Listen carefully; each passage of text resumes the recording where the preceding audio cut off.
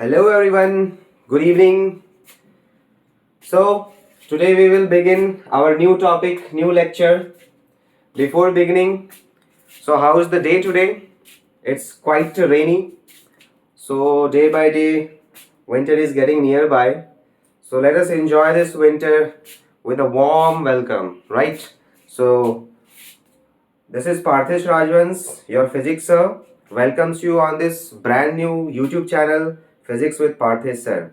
So let us begin our next topic that we will discuss today is Ohm's law. That is Ohm's law. हमारे current electricity के chapter में हम लोग इसको बहुत ही अच्छे तरीके से पढ़ते हैं क्योंकि ओम्स लॉ करंट इलेक्ट्रिसिटी के लिए के पॉइंट ऑफ व्यू से काफ़ी इंपॉर्टेंट लॉ माना जाता है क्योंकि इसमें बहुत सारे कंसेप्ट्स बहुत सारे न्यूमेरिकल एबिलिटीज छुपे होते हैं जो जानना बहुत ही ज़रूरी होता है हम लोगों के लिए। तो इसीलिए आज हम लोग ओम्स लॉ को स्टार्ट करेंगे। तो without wasting most of our time let us begin. So what is ohm's law? सवाल उठता है कि ओम्स लॉ होता क्या है। हमारे पूरे डिस्कशंस के एंड में ये बात समझ में आएगा कि ओम्स लॉ सिर्फ एक लॉ ही नहीं है जिसको हम लोग ये लॉ का नाम दे दिए है ना, किसी किसी कंडीशंस में ये लॉ लॉ नहीं होता है, इट्स जस्ट एन असर्शन या स्टेटमेंट या यू कैन से रेजिस्टेंस को डिफाइन करने वाला कोई फॉर्मूला, कोई स्टेटमेंट। किसी भी कंडक्टर के रेजिस्टेंस को डिफाइन करना है तो वो हम लोग ओम्स लॉ से डिफाइन कर सकते हैं, लेकिन हर कंडक्टर इस लॉ को फॉलो करेगा ये भी जरूरी बात नहीं है। इन सब सारे चीजों को हम लोग डिस्कस करेंगे। तो उससे पहले हम लोग ये समझते हैं कि ओम्स लॉ होता क्या है। सवाल उठता है कि किसी भी सर्किट में, जैसे हम लोगों ने पिछले लेक्चर्स में डिस्कस किया है कि करंट जो होता है किसी भी सर्किट से फ्लो करता है कब? जब there is a difference in potential. Potential का डिफरेंस जब तक नहीं होगा तब तक क्या होगा? करंट फ्लो नहीं करेगा। तो कितना करंट किसी भी सर्किट से फ्लो करता है ये कैसे डिफाइन होगा? तो इसको हम लोग देखते हैं कि जितना ज्यादा पोटेंशियल डिफरेंस अप्लाई होगा उतना ज्यादा करंट उस सर्किट से बहेगा। तो सवाल उठता है कि इस दोनों का क्या रिलेशन है आपस में, और ये रिलेशन क्या रिजल्ट हमें निकाल के देता है, इन सब चीजों को हमें देखना है। तो लिखते हैं पहले ओम्स लॉ होता क्या है।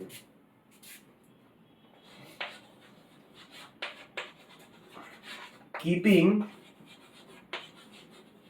All the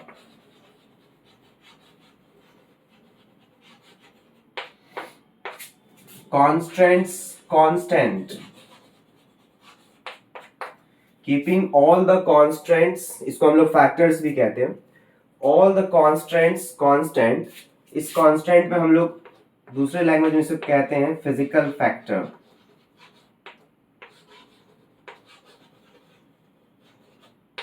physical factors, keeping all the constants constant, the current flowing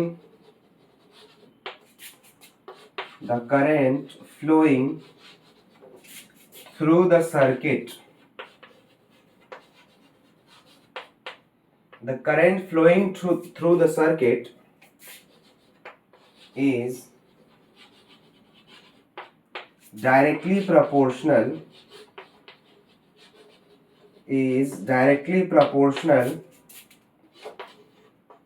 to the applied potential difference across the ends of the conductor,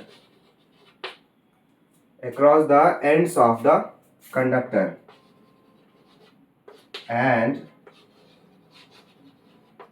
the ratio of the current and voltage V remains constant,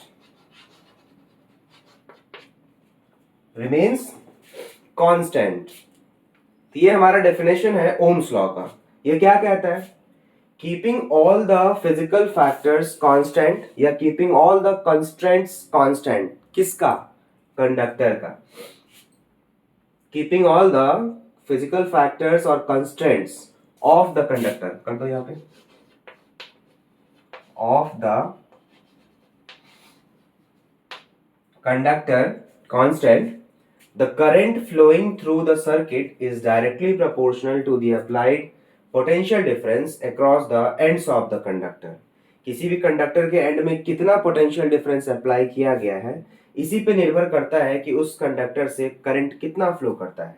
और at the end ये देखेंगे कि जो दोनों का ratio जो है current और वोल्टेज का, वो हमेशा कांस्टेंट होता है। तो अकॉर्डिंगली हम लोग कह सकते हैं कि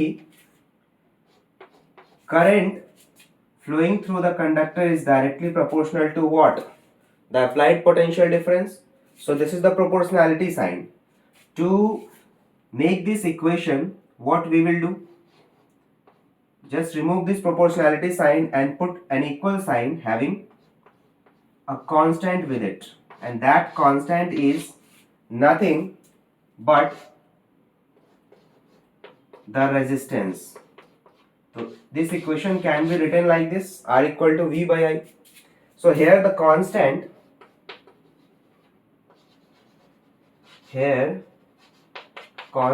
R is called the resistance, of wire या कंडक्टर, हम कुछ भी कह सकते हैं, मतलब हमारा अल्टीमेट गोल कंडक्टर को देखना है। तो एक वायर भी एक कंडक्टर हो सकता है अगर मेटल का बना हुआ तो, ठीक है। तो हमारे पास ये लॉ कहता है कि किसी भी कंडक्टर के फिजिकल फैक्टर्स को अगर कांस्टेंट कर दिया जाए, तो फिजिकल फैक्टर्स में क्या क्या आते हैं? बहुत सारी चीज आते हैं, जिसमें हमारा एक जो सबसे बहुत महत्वपूर्ण फैक्टर होता है, जो बहुत मोस्ट इंपॉर्टेंट फैक्टर होता है, वो है हमारा क्या? टेम्परेचर। फिजिकल कंडीशंस या फिजिकल फैक्टर्स किसी भी कंडक्टर का कांस्टेंट रखने का मतलब है कि उसके टेम्परेचर को अगर कांस्टेंट रख दिया जाए, तब जाकर के ये लॉ वैलिड होता है। अगर टेम्परेचर को चेंज कर देंगे तो क्या हो जाएगा? वो लॉ जो है वायलेट हो जाएगा। ये हम लोग अपने वेरिफिकेशन में देखेंगे अभी आगे वीडियो में। तो पहले इसे समझते हैं। तो ये बात समझ में आया कि किसी भी सर्किट से कितना करंट फ्लो कर रहा है, ये किस बात पर डिपेंड करता है कि उस करंट मतलब उस कंडक्टर से के अक्रॉस कितना पोटेंशियल डिफरेंस लगाया गया है। तो जितना ज्यादा पोटेंशियल डिफरेंस अप्लाई किया जाएगा, उसमें उतना ही करंट फ्लो करके आएगा। जब इस दोनों का एक ग्राफ बनाएंगे तो हमारे पास ये रेजिस्टेंस का वैल्यू देगा। बात समझ में आ रहा है? तो ये तो एक तरीका हो गया, ये समझ गए। मिटाते हैं इसको लिख लेना आप लोग वीडियो पॉज करके।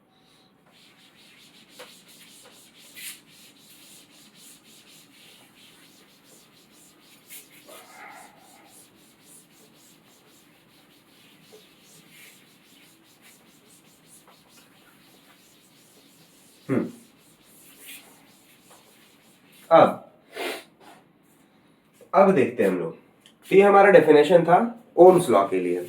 अब इसको थोड़ा सा सर्किट में देखते हैं हम लोग।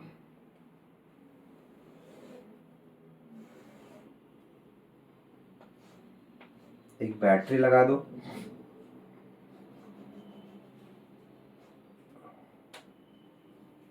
एक रियोस्टैट लगा दो, ठीक है।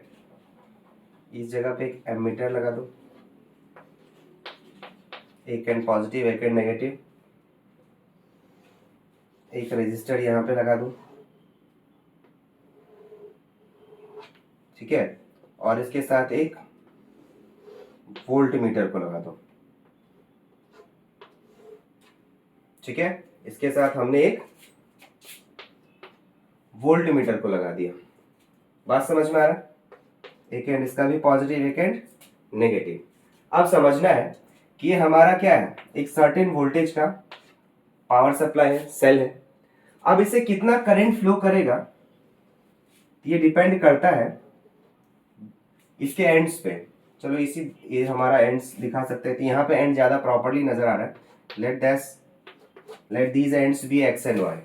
तो एक्स और वाई के अक्रॉस कितना पोटेंशियल डिफरेंस अप्लाई किया गया है, यही डिफाइन करेगा कि हमारा किसी भी सर्किट से कितना करंट फ्लो करेगा। अगर मान लो वोल्टेज को हम लोग वैरी करते हैं, क्योंकि current is directly proportional to V. जैसे जैसे वोल्टेज को वैरी करोगे वैसे वैसे करंट क्या होगा, इंक्रीज करता जाएगा। यहाँ पे कुछ सर्टेन वोल्ट है, मान लो 3 वोल्ट है या 12 वोल्ट है, 4 वोल्ट है, कुछ भी तुम ले लो, इट्स अप टू यू। जितने भी वोल्ट के बैटरी को तुम लोगे, सेल को लोगे, तो उतना ही करंट इस सर्किट में बढ़ता जाएगा। यानी कि 12 वोल्ट लेने का मतलब है कि there is a big potential difference. अब जैसे जैसे वोल्टेज घटता जाएगा, क्योंकि मान लो इसमें कुछ अप्लायंस को लगा देते हैं, अप्लायंस लगा दिया, मान लो कोई भी अप्लायंस लगा दिए, बल्ब लगा दिए, ठीक है। अगर बल्ब लगा दोगे तो क्या होगा, it will start consuming current in, और करंट कंज्यूम करने का मतलब है कि बैटरी का जो पोटेंशियल डिफरेंस है वो धीरे धीरे रिड्यूस होने लगेगा। और पोटेंशियल डिफरेंस रिड्यूस होने का मतलब है कि the amount of current flowing through the circuit will also start getting reduced, उसका भी अमाउंट धीरे धीरे घटने लगेगा। तो यहाँ पे कहीं ना कहीं ओम्स लॉ को ये बताता है कि I और V का जो रिलेशन है वो डायरेक्ट रिलेशन एक दूसरे पे डिपेंडेंट है। But what about the resistance, resistance का क्या, तो V is equals to I R, ये तो हम लोग जानते हैं। और R का जो वैल्यू होता है, it is the ratio of potential difference and the current into the conduct in the circuit, है ना। इस कंडक्टिंग सर्किट में जो V और I का जो रेशियो है, यही हमारा क्या है, एक रेजिस्टेंस का वैल्यू देगा जो कि एक कांस्टेंट होता है। ये इसका मतलब बहुत बड़ा एक मीनिंग है, it has a very big meaning, very deep concept, कि ये कांस्टेंट को इस चीज से क्यों रिलेट करना चाह रहा है। रेजिस्टर का जो वैल्यू है इसको कांस्टेंट से हमेशा क्यों डिफाइन करना चाह रहा है। इसका ये मतलब हुआ कि अगर इस सर्किट में बहते हुए करंट और रिलेशन और वोल्टेज का रिलेशन देखा जाए, जब भी करंट को तुम वैरी कराते जाओगे with the varying voltage, resistance का जो वैल्यू होता है ये कांस्टेंट होता है। यानी कि इससे ये कंक्लूजन निकला कि रेजिस्टेंस, किसी भी कंडक्टर के रेजिस्टेंस का जब हम लोग बात करते हैं तो वो हमेशा कांस्टेंट होता है। लाख आप पोटेंशियल डिफरेंस को बदल लो, जिसके वजह से लाख करंट बदल जाए, रेजिस्टेंस पे, किसी भी कंडक्टर के रेजिस्टेंस पे कोई असर नहीं पड़ता है। कब, जब रेजिस्टेंस यानी कि जब कंडक्टर के टेम्परेचर को कांस्टेंट रखा जाए। इसीलिए डेफिनेशन में क्या बोला गया, keeping all the physical constraints constant, जिसमें टेम्परेचर बहुत बड़ा रोल प्ले करता है। टेम्परेचर अगर कांस्टेंट होगा तब जाकर के पोटेंशियल और करंट का जो रेशियो, हमारा रेजिस्टेंस जो निकल के आ रहा है, ये भी कांस्टेंट होगा। यानी कि किसी भी कंडक्टर का रेजिस्टेंस पे पोटेंशियल डिफरेंस आप कितना लगा रहे हो, उसके पोलैरिटी को कैसे लगा रहे हो, उससे कोई फर्क नहीं पड़ता है। आप इसको प्लस माइनस को चेंज करके माइनस प्लस कर दो, इससे भी रेजिस्टेंस पे, किसी भी कंडक्टर के रेजिस्टेंस पे कोई असर नहीं पड़ने वाला। Resistance is definitely going to come to be constant, ये कांस्टेंट ही आएगा। बात समझ में आ रहा है, इसको चलो चेक करते हैं। ये तो बस एक थ्योरेटिकल बात है, कंसेप्चुअल बात है, इसको थोड़ा वेरीफाई करके हम लोग चेक कर लेते हैं, ठीक है। चलो अब देखते हैं, इसी डायग्राम को हम लोग आगे कंटिन्यू करेंगे। देखो एक ग्राफ बनाते हैं।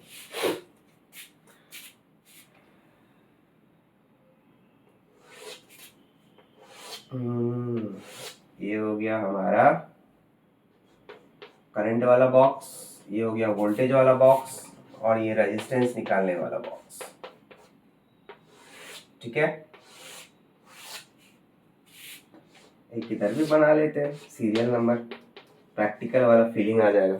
हाँ, कुछ रीडिंग लेते हैं, 1 2 3, ठीक है। देखते हैं आगे अगर जगह बचेगा तो हम लोग और ले लेंगे। अब एक ग्राफ बनाते हैं, इसे भी मिटाना ही पड़ेगा। इस डायग्राम को नोट करके रख लेना आप लोग, फिर इसको हम लोग का जरूरत पड़ेगा तो बना करके डिस्कस करेंगे। देखो अब मानते हैं इस दोनों वैल्यू को हम लोग ग्राफिकली प्रेजेंट करते हैं। Let this axis be X, let this axis be Y, ठीक है। ये हमारा ओरिजिन है, और करंट का वैल्यू इस तरफ एक्सीड करेगा, और वोल्टेज का वैल्यू इस तरफ एक्सीड करेगा, ठीक है। दोनों का अपना अपना एक्सिस है। चलो मानते हैं करंट जो होगा वो एम्पियर में होगा, करंट का यूनिट एम्पियर होता है, और वोल्टेज का तो वी होता ही है, सभी को जानते हो। चलो ठीक है, मानते हैं ये स्टार्टिंग 0.1 एम्पियर है, ये 0.2 एम्पियर, ये 0.3 एम्पियर, ये 0.4 एम्पियर, इसी तरह कंटिन्यू करेंगे हम लोग। और यहाँ पे जो अप्लाइड वोल्टेज होगा, मानते हैं इसका स्टार्टिंग करते हैं 0.4, 0 पॉइंट मानते हैं 4 है, ये क्या हो जाएगा 0.8 मानते हैं, इसको 1.2 मान लो, इसको 1.6 मान लो, ठीक है। अब पहला रीडिंग हम लोग निकाल के देखते क्या आता है। पहला रीडिंग में कितना पोटेंशियल अप्लाई किया गया, मानते हैं 0.4 वोल्ट पोटेंशियल को अप्लाई किया गया, ठीक है। 0.4 वोल्ट का पोटेंशियल अप्लाई करने पे जो करंट स्टार्टिंग में था वो क्या निकल के आया 0.1 एम्पियर, ठीक है, 0.1 एम्पियर। तो इसका रेजिस्टेंस का वैल्यू क्या हो जाएगा 0.4 बाय 0.1 कैंसिल होके बचा क्या 4 ओम, 4 ओम आया। अब करंट को और वैरी कराते हैं with the help of potential, और ऊपर जाओ, पोटेंशियल 0.8 अप्लाई हुआ, पोटेंशियल 0.8 वोल्ट अप्लाई किए, तो आगे का पॉइंट देखो, यहाँ पे करंट 0.2 एम्पियर है, फिर रेजिस्टेंस निकालो, क्या आया 0.8 डिवाइडेड बाय 0.2, फिर कट किए क्या आया 4 ओम, ठीक है। आगे बढ़ो,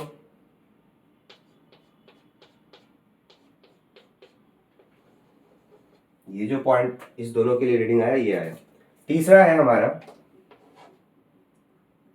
बढ़ाते जाओ वोल्टेज, 1.2 वोल्ट किया, तो इसमें जो करंट बाहर निकल के आया वो 0.3 एम्पियर आया। अब यहाँ पे जो R3 निकालोगे that will be 1.2 divided by 0.3, फिर क्या डिवाइड होके आया 4 ओम, 4 ओम आया। यानी कि अल्टीमेटली हम लोग ये देख पा रहे हैं कि जैसे जैसे वोल्टेज इंक्रीज हो रहा है, करंट का वैल्यू भी क्या हो रहा है इंक्रीज हो रहा है, प्रोपोर्शनली इंक्रीज हो रहा है। देख लो, अगर इस दोनों का डिफरेंस देखोगे तो 1 का आ रहा है, इस दोनों का डिफरेंस 1, इस दोनों के डिफरेंस को अगर देखोगे तो 1, यहाँ पे इन दोनों के डिफरेंस को देखोगे तो 0.4, 0.4, 0.4, मतलब जो डिफरेंस जो मेंटेन किया हुआ है डिफरेंस वो क्या है कांस्टेंट है। यानी कि जो सारे वैल्यूज आ रहे हैं, इसी वजह से हमारा जो रेजिस्टेंस का वैल्यूज आ रहा है वो हर पॉइंट पे कांस्टेंट आ रहा है। तो इसका मतलब क्या हुआ कि जो रेजिस्टेंस निकल के आता है, ये हम लोग अब ओम्स लॉ का वेरिफिकेशन हो गया कि जैसे जैसे करंट और वोल्टेज को प्रोपोर्शनली इंक्रीज करते जाओगे उससे हमारे कंडक्टर के रेजिस्टेंस पे कोई असर नहीं पड़ता है। ये हमने डेफिनेशन में देख लिया कि the resistance of the conductor remains constant no matter what amount of or the magnitude of potential is being applied between the 2 points x and y, जो सर्किट में बनाया 2 पॉइंट, उस दोनों पॉइंट के बीच में कितना पोटेंशियल अप्लाई किया जा रहा है जिससे करंट भी चेंज हो रहा है, बट उस दोनों के चेंज होने से उसके रेजिस्टेंस पे क्या होता है कोई असर नहीं पड़ रहा है। ये क्या आ रहा है कांस्टेंट आ रहा है ना, बात समझ में आ रहा है। तो वो जो डेफिनेशन था कि the ratio of voltage and current is a constant and that constant is nothing but the resistance of the conductor। ये बात समझ निकल के आ रहा है, समझ में आ गया। तो ये हमारा एक वेरिफिकेशन था। तो जब इन सारे पॉइंट्स को चलो मैच करते हैं,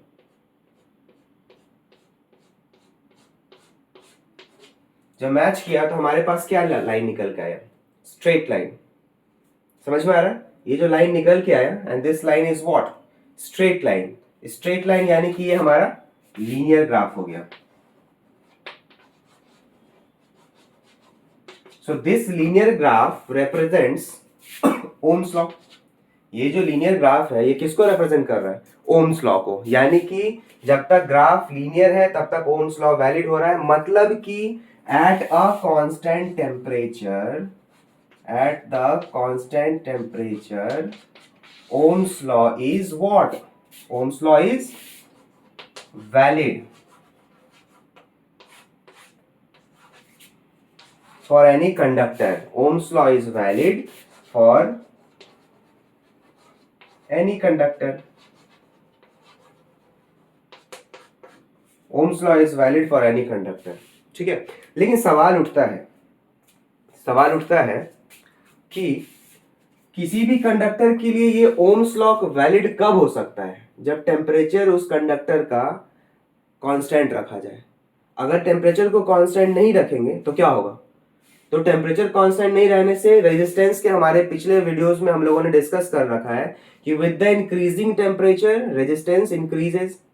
बात समझ में आ रहा है? तो इन दोनों फैक्टर्स की वजह से रेजिस्टेंस पे कोई असर नहीं पड़ा, यानी कि रेजिस्टेंस को डिफाइन करने के लिए ये जो लॉ का नाम दिया गया ओम्स लॉ, ये लॉ नहीं रहा, ये जस्ट एक्सप्लेनेशन है। इसके लिए रेजिस्टेंस को एक्सप्लेन करने के लिए हम इस ओम्स लॉ का हेल्प लेते हैं, बट एक्चुअली ये ओम्स लॉ नहीं होना चाहिए, ओम्स स्टेटमेंट होना चाहिए कि ओम का स्टेटमेंट हम लोग रेजिस्टेंस को डिफाइन करने के लिए लेते हैं एट अ कांस्टेंट टेम्परेचर। जब टेम्परेचर कांस्टेंट ही नहीं रहेगा तो फिर ये ओम्स लॉ किस चीज का, लॉ का मतलब हुआ हर केस में हर जगह एप्लीकेबल होना चाहिए, हर कंडीशन में। लेकिन ये तो हर कंडीशन में एप्लीकेबल नहीं है, इसके लिए तो कंडीशन लगा हुआ है, ठीक है। तो हमारे पास ये रेजिस्टेंस के एक्सप्लेनेशन के लिए ओम्स लॉ को रखा गया है, ठीक है। अब इसके स्लोप को भी अगर देखोगे तो स्लोप जैसे निकालते हैं, ये हमारे पास क्या दिख रहा है,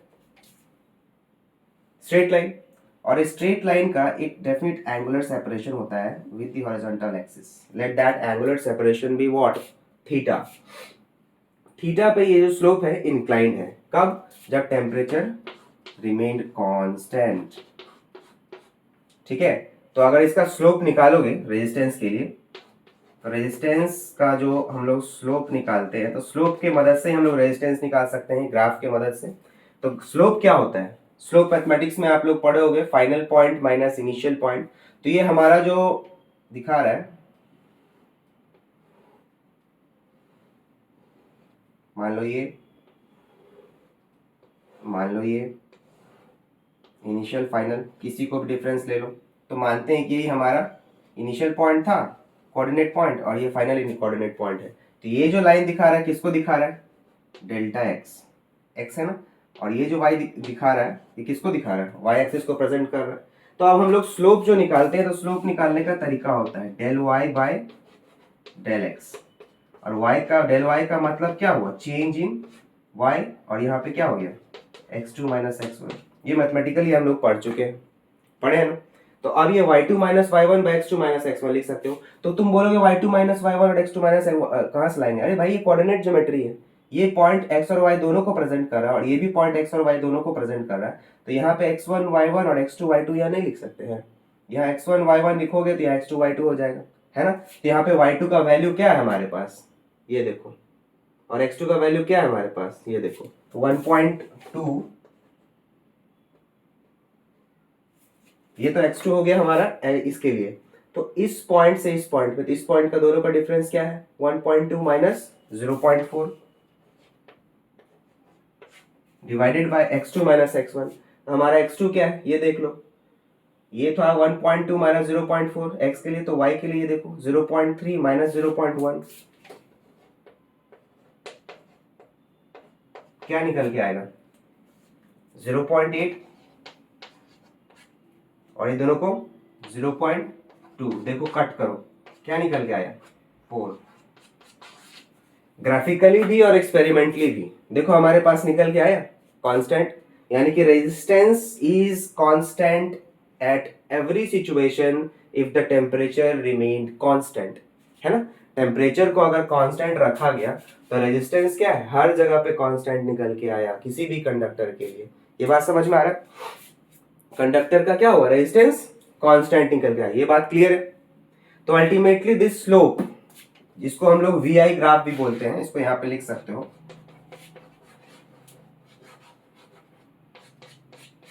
वी आई ग्राफ, जो कि हमें क्या निकाल के देता है, the value of resistance of a given metallic conductor. Conductor है तो मतलब मेटालिक है, ठीक है। चलो ये बात समझ में आ गया। अब सिचुएशन को थोड़ा चेंज किया जाए, यानी कि अब जो कांस्टेंट वाला सिस्टम है उसको बदला जाए। तो अगर बदल देंगे तो क्या होगा, चलो ये भी देखते हैं। ये समझ गए, इसको मिटाए, चलो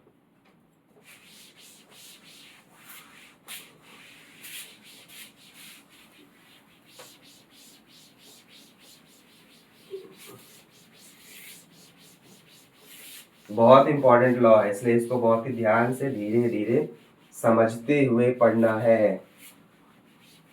इन सब चीजों में कोई हड़बड़ी नहीं है, एकदम शांत मन से शांत दिमाग से सभी कोई पढ़ो, ठीक है। चौक हो गया गड़बड़। अब ये तो बात कंडक्टर का था एट अ कांस्टेंट टेम्परेचर, ठीक है। अब मान लो कि टेम्परेचर को कांस्टेंट नहीं रखा गया, रेजिस्टर के फैक्टर्स में टेम्परेचर बहुत बड़ा रोल प्ले करता है कि अगर टेम्परेचर को बढ़ाया जाए तो रेजिस्टेंस बढ़ जाता है। तो अब हम लोग सेम कंडक्टर को दो टेम्परेचर पे देखेंगे। मान लो कि रेजिस्टेंस का वैल्यू आने का मतलब है किसी भी कंडक्टर के लिए कि एक स्ट्रेट लाइन होना चाहिए, है ना। मान लो this is at a certain temperature, let it be T dash.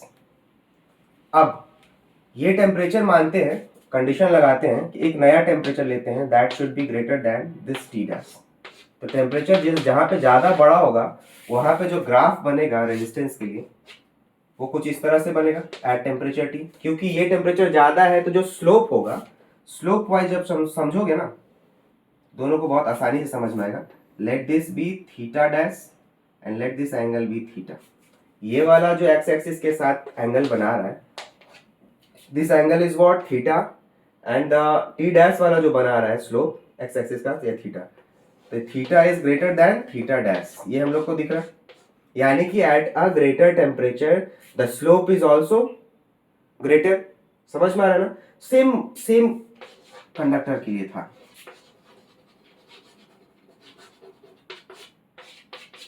कुछ भी ले लो, कॉपर ले लो, कुछ भी ले लो एक्सेट्रा, मेटल होना चाहिए। तो एक ही चीज के लिए देखो ग्राफ चेंज हो गया ना, स्लोप चेंज हो गया। तो स्लोप को जनरली हम लोग किससे प्रेजेंट करते हैं पता है? tan थीटा से। ये ध्यान में रखना, tan थीटा मतलब slope that is del y by del x and that is what y2 minus y1 by x2 minus x1। इतना चीज ध्यान में रखना है, ठीक है। तो ये हमारा देख रहे हैं कि एट डिफरेंट टेम्परेचर्स जो स्लोप है वो अलग अलग आ रहा है। हायर टेम्परेचर पे स्लोप ज्यादा है और लोअर टेम्परेचर पे स्लोप कम है। मतलब सेम टेम्परेचर का मतलब सेम कंडक्टर का जो रेजिस्टेंस है अलग अलग टेम्परेचर पे अलग अलग आ रहा है। मतलब रेजिस्टेंस को वेरी कौन कर रहा है? सिर्फ टेम्परेचर। बाकी वोल्टेज और करंट कितना भी तुम बदल लो रेजिस्टेंस नहीं बदलने वाला। इसलिए रेजिस्टेंस इज इंडिपेंडेंट, यहां पे लिखो resistance is independent of the applied potential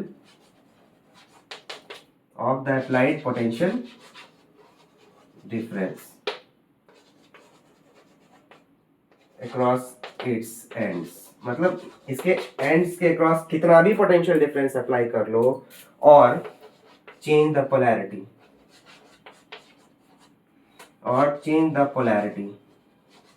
polarity को ही बदल लो। पोलैरिटी मतलब प्लस माइनस, बैटरी को उलट पुलट कर लो, उससे कोई फर्क नहीं पड़ने वाला रेजिस्टेंस का। यानी कि रेजिस्टेंस क्या हो गया? किसी भी कंडक्टर का वो कैरेक्टरिस्टिक, वो नेचर होता है। और नेचर तो कभी इंसान का तभी बदल सकता है जब उस पर कोई उसका जो नेचुरल फैक्टर्स है वो चेंज किया जाए। फिजिकल फैक्टर्स जो है, नेचुरल फैक्टर्स मतलब फिजिकल फैक्टर्स को चेंज करेंगे तभी हमारा चेंज आएगा। जैसे हमारा नेचर हमारे बॉडी का है, ये सब हर इंसान का अपना अपना नेचर होता है। मेरा नेचर है कि हम पढ़ाई पे ज़्यादा फोकस करें, हम थोड़ा सा हेल्पफुल बिहेवियर शो करें, हम मतलब जो हमें अच्छा लगता है जो पॉजिटिव वे में लिया जा सके। तो मतलब मेरा हर टारगेट रहेगा कि पॉजिटिव वे में रहने का। तो हमारा नेचर क्या है? पॉजिटिव नेचर का है। तो मेरा नेचर ये है। किसी का नेचर होता है नेगेटिव माइंडेड, नेगेटिव नेचर का। तो उसका नेचर कब बदल सकता है? ऐसे तो कभी वो बदलने वाला नहीं है ना। जब तक कि उस पर्टिकुलर इंसान के साथ कुछ घटना ना हो जाए, कुछ इंसिडेंट ना हो जाए, तब तक उसके नेचर में कोई बदलाव नहीं आता ना। जब उसका नेचर में बदलाव नहीं आएगा तो वो जो काम करेगा वो उसका नेचर का पूरी तरीके से इम्प्रिंट होगा। उसका काम, उसका जैसा नेचर है उसका काम भी दिखेगा उस नेचर के अकॉर्डिंग। हम पॉजिटिव नेचर के हैं तो हम जो काम करेंगे उसका जो रिजल्ट होगा वो पॉजिटिव बिहेवियर दिखाएगा। अच्छा लगेगा कि हाँ काफी पॉजिटिव वाइब्स आ रहे हैं इसके साथ काम करके। और जो नेगेटिव पॉइंट ऑफ व्यू वाला इंसान है उसके साथ काम करके थोड़ा नेगेटिव वाइब्स आता है। तो उसके नेचर के वजह से उसका वो फैक्टर दिख रहा है। तो नेचर को अगर हम लोग चेंज कर सकते हैं, वो कैसे चेंज कर सकते हैं नेचर को? देखो यहाँ पे इस कंडक्टर का जो नेचर था रेजिस्टेंस, उसका नेचर बदलने के लिए हम लोगों को क्या करना पड़ा? एक्सटर्नल फोर्स देना पड़ा, और यहाँ पे टेम्परेचर को चेंज कर दिया गया। तो वही है कि आदमी को अगर मान लो नेगेटिव थॉट वाला है, उसको बदलना है, तो उसको मोटिवेट करना होगा, एक्सटर्नली उसका कुछ चेंज करना होगा जिसके वजह से उसका फिजिकल फैक्टर चेंज हो, तो उसका वो बिहेवियर चेंज होने लगे। तो नेचर को चेंज कर दिया हमने, तो टेम्परेचर को बदले तो रेजिस्टेंस जो है, जो रेजिस्टेंस है कंडक्टर का, वो क्या हो गया? चेंज हो गया। ये अलग अलग ग्राफ्स हो गया। आगे बात समझ में? तो यानी कि ये जो ओम्स लॉ है, ये जनरली कंडक्टर्स के लिए ही वैलिड है। ठीक है, कंडक्टर्स के लिए। कंडक्टर्स मतलब जो करंट को कंडक्ट करता है। तो कंडक्टर्स के टेम्परेचर को जब बदला गया तो हम लोग को क्या देखने को मिला कि रेजिस्टेंस भी चेंज हो रहा है। तो रेजिस्टेंस सिर्फ और सिर्फ टेम्परेचर बदलने से ही चेंज हो गया। कुछ कुछ एक्सेप्शंस भी होते हैं। देखो फिजिक्स जब पढ़ते हैं तो उसको एक्सेप्शंस को भी साथ लेकर के चलना होगा, क्योंकि एक्सेप्शंस को हम लोग इग्नोर नहीं कर सकते। Physics is the science of experiments. हम लोग जितने थ्योरी को पढ़ते हैं वो तब तक यूजलेस है जब तक कि उस पर कुछ एक्सपेरिमेंटली वेरिफिकेशन ना दिया जाए। एक्सपेरिमेंटल वेरिफिकेशन में ये भी पाया गया है कि कभी कभी कोई कोई ऐसा मटेरियल होता है जो पोटेंशियल चेंज करोगे तो उसमें थोड़ा बहुत उसके रेजिस्टेंस में चेंज आ जाता है, तो वो एक्सेप्शंस है ना। वो प्रॉपर मेटल का बिहेवियर नहीं शो कर सकता है, वो कुछ मिक्स होगा, मेटल नॉन मेटल होगा, सेमीकंडक्टर्स होंगे, है ना।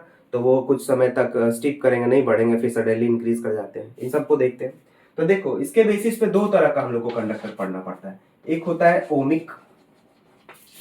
ओमिक कंडक्टर, और एक होता है नॉन ओमिक कंडक्टर, और एक होता है नॉन ओमिक कंडक्टर। तो ओमिक कंडक्टर तो हम लोग अभी देख चुके हैं, ऐसे कंडक्टर्स जो ओम्स लॉ को फॉलो करते हैं। मतलब अगर टेम्परेचर कांस्टेंट है तो उस केस में जो इसका ग्राफ निकल के आता है वो लीनियर आता है, वी आई ग्राफ। तो लीनियर आने का मतलब है कि जो रेजिस्टेंस है वो क्या है? कांस्टेंट है। ये हमारे किसके केस में होता है? जनरली मेटल्स के केस में होता है, इलेक्ट्रोलाइट्स के केस में होता है। ये सब क्या होता है? ओम्स लॉ को फॉलो करते हैं। ओम्स लॉ को फॉलो करने का मतलब है ये ओमिक कंडक्टर्स हैं जो कि टेम्परेचर कांस्टेंट रहने पे ये काम करते हैं। वी आई ग्राफ जो आता है वो हमेशा स्ट्रेट ग्राफ आएगा। लेकिन व्हाट अबाउट नॉन ओमिक, जो हमारा मैटर ऑफ डिस्कशन है, ये जानना बहुत जरूरी होता है।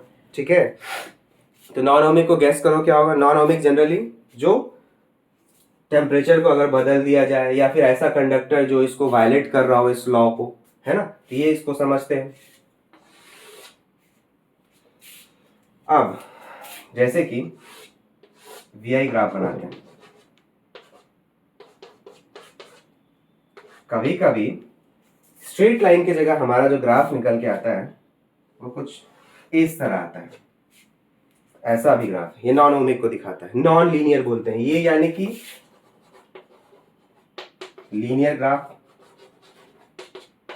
और ये जो आया हमारे पास दैट इज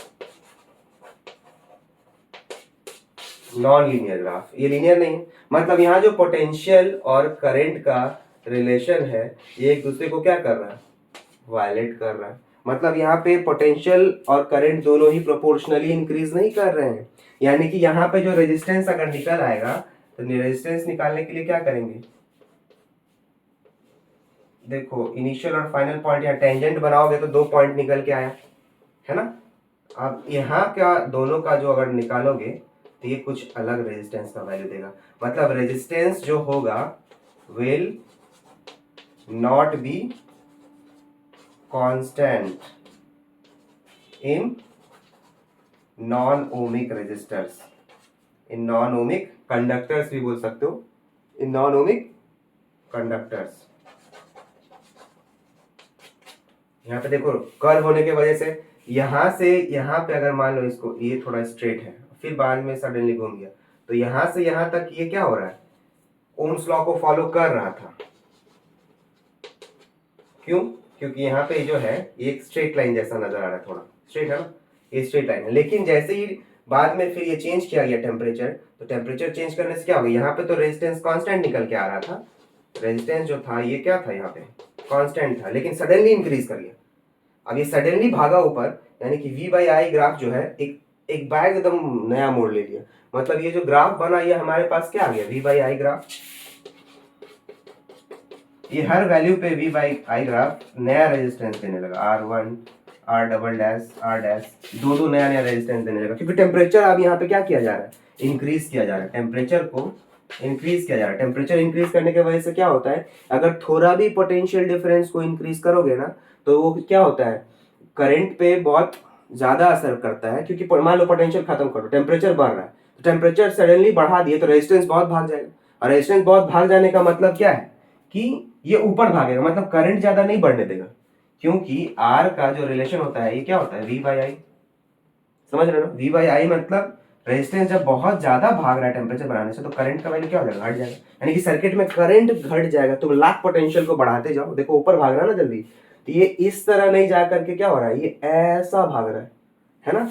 चाहता तो ये ऐसा भी जा सकता था, ऐसा जाने का मतलब है कि करंट भी बढ़ रहा है, बट ये सिचुएशन यहाँ पे दिखाना चाह रहे हैं कि करंट क्या हो गया, स्टिप कर गया, घट गया। और वोल्टेज तुम लाख बढ़ाते जाओ, वोल्टेज ऊपर की तरफ जाने का मतलब वोल्टेज इंक्रीज कर रहा है, तो ये ऊपर तो भाग रहा है लेकिन जो करंट है वो जल्दी नहीं इंक्रीज कर रहा है, सीधा ऐसा कर्व ले रहा है। तो करंट इंक्रीज नहीं करने का मतलब है कि कहीं ना कहीं टेम्परेचर यहाँ कांस्टेंट नहीं है, जिसके वजह से रेजिस्टेंस क्या हो रहा है, वो भी कांस्टेंट नहीं हो रहा है, और ये टेम्परेचर बढ़ाने के वजह से ही रेजिस्टेंस इंक्रीज करता है। तो अल्टीमेटली ये जो ग्राफ निकल के आया ये क्या हो गया, एक नॉन लीनियर ग्राफ हो गया। ऐसे ग्राफ जनरली हम लोग सेमीकंडक्टर्स में भी पाते हैं, क्योंकि उसमें पूरी तरीके से क्या होता है, कंप्लीट कंडक्टर का बिहेवियर नहीं होता है ना। बात समझ में आ रहा है ना। कंडक्टर हो गए, सेमी कंडक्टर्स हो गए, एक होते हैं सुपर कंडक्टर्स। यानी कि सुपर कंडक्टर्स ऐसे कंडक्टर्स होते हैं जिसका रेजिस्टेंस ऑलमोस्ट जीरो हो जाता है एट अ लो टेम्परेचर। यानी कि रेजिस्टेंस को घटाएंगे तो बहुत ज्यादा अच्छा कंडक्टिविटी होगा। ये बात सभी कोई समझ रहे हो, ठीक है। इसको मिटाते हैं। अगर हम लोग क्या पढ़ते आए हैं कि रेजिस्टेंस को बढ़ाने के लिए क्या कर सकते हो, टेम्परेचर को बढ़ा दो, और टेम्परेचर को बढ़ाओगे तो क्या होगा, रेजिस्टेंस बढ़ जाएगा। तो सुपर कंडक्टर का कंसेप्ट यहीं से आया कि क्यों ना कुछ ऐसा किया जाए कि रेजिस्टेंस को पूरी तरीके से खत्म कर दिया जाए, जिसके वजह से क्या होगा, करंट काफी ज्यादा हमें एफिशिएंट वे में यूटिलाइज कर पाएंगे। क्योंकि अगर रेजिस्टेंस लगेगा तो पावर लॉस होगा ना। किसी भी सर्किट में अगर रेजिस्टर्स लगाते हैं, ये क्या करता है, amount of current flowing through the circuit को रेगुलेट करता है, कंट्रोल करता है ना। रेगुलेट करता है या कंट्रोल करता है किसी भी सर्किट से। तो इस चक्कर में क्या होता है कि बहुत सारा करंट इस जगह पे एक्यूमुलेट होने लगता है जब इससे यहाँ से यहाँ पास होता है। इसके वजह से ये क्या होता है, हीट लॉस या पावर लॉस, दोनों ही हो जाता है। मतलब एक ही चीज है, ये होने की वजह से क्या हो गया, एनर्जी थोड़ा लॉस हो जाता है। यानी कि यहाँ पे जो एफिशिएंट यूज ऑफ करंट है वो हम लोग नहीं देख पा रहे। तो एफिशिएंट यूज ऑफ करंट के लिए हम लोग क्या करना चाहते हैं कि क्यों ना एफिशिएंट यूज ऑफ करंट के लिए हम लोग क्या करते हैं कि why not to decrease the value of resistance. Resistance को क्यों ना घटाया जाए, मतलब टेम्परेचर अगर इंक्रीज करने से रेजिस्टेंस बढ़ सकता है तो क्या टेम्परेचर घटाने से रेजिस्टेंस घट नहीं सकता है, ऑब्वियस सी बात है घट सकता है। टेम्परेचर इसलिए ओम्स लॉ में क्या बोल गया, कांस्टेंट रखना है, ना तो आगे बढ़ाना है ना ही घटाना है। तो जब ऐसा नहीं करेंगे तभी रेजिस्टेंस जो होता है किसी भी कंडक्टर का वो कांस्टेंट होता है। बात समझ में आ रहा है।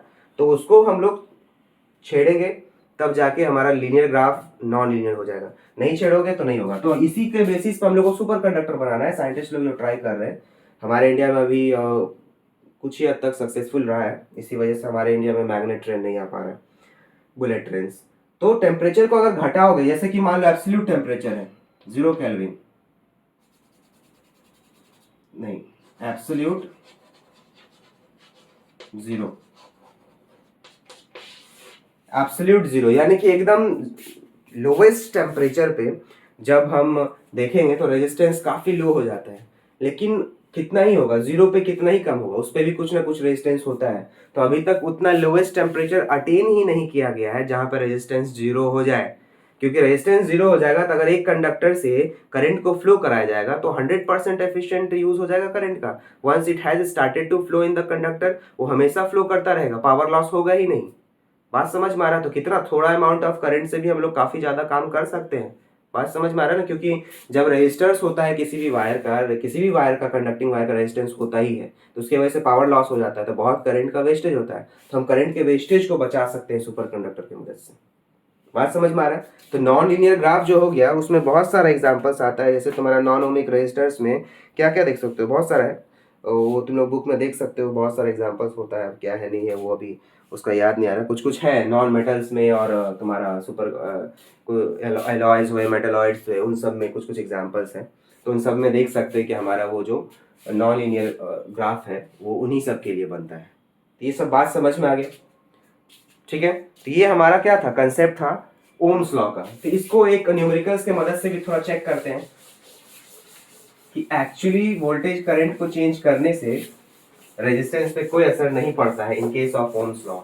तो हम लोग एक्सपेरिमेंटली इसको वेरीफाई कर चुके कि सही में ये तो कांस्टेंट वैल्यू आ रहा है भाई, रेजिस्टेंस पे तो कोई असर नहीं पड़ रहा। एक न्यूमेरिकल्स भी बना के देखते हैं कि अगर न्यूमेरिकल्स में क्या बोलता है, जो भी बोलेगा उसमें अगर रेजिस्टेंस सेम आ रहा है, यानी कि ये लॉ पूरी तरीके से वैलिड हो जाता है कि रेजिस्टर जो होता है, रेजिस्टेंस जो होता है किसी भी कंडक्टर का, वो कांस्टेंट रहता है। तो हमारे पास एक क्वेश्चन है, बहुत सही का प्रीवियस ईयर का क्वेश्चन है, उसको सॉल्व करते हैं। दिया है the potential difference between the terminals of an electric heater is 75 volt. Potential difference between the terminals of an electric heater is 75 volt, ठीक है।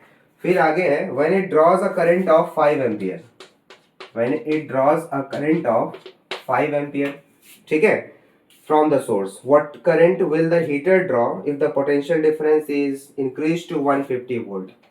ये एक है। अब नाउ पोटेंशियल डिफरेंस को 150 वोल्ट पे बढ़ा दिया गया, ठीक है, तब कितना करंट होगा ये पूछ रहा है। चलो ठीक है, देखते हैं। हमें V equal to I R से क्या पता है, R is equal to what, V by I, और V हमारे पास कितना है 75 वोल्ट, और करंट कितना है 5 एम्पियर। जब इस दोनों को कट करोगे तो हमारे पास कितना रेजिस्टेंस निकल के आया, 15 ओम। अब रेजिस्टेंस हमें पता है किसी भी कंडक्टर में कांस्टेंट होता है, यही सेम रेजिस्टेंस को हम लोग आगे बढ़ेंगे।